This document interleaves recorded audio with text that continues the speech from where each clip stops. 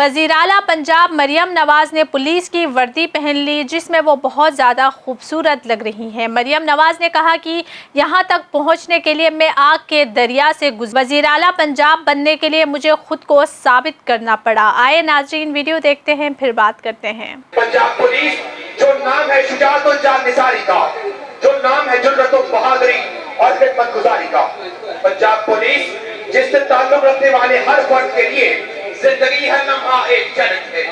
بھرپور تالیاں ہماری آج کی تقریب کی معزز مہمان خصوصی کے لیے۔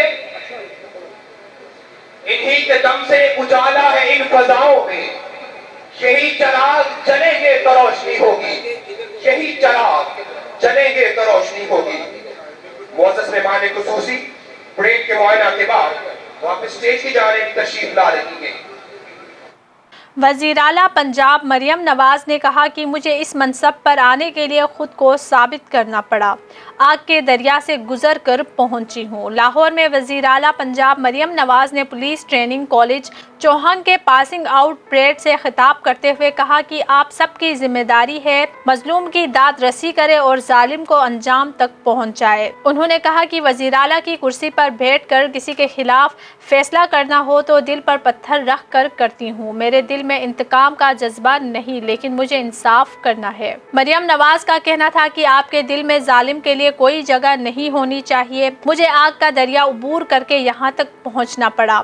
اچھا ہوا میری ٹریننگ ہوئی۔ آج کوئی نہیں کہہ سکتا کہ یہ اس لیے یہاں ہے کہ ان کا باپ وزیر اعظم تھا۔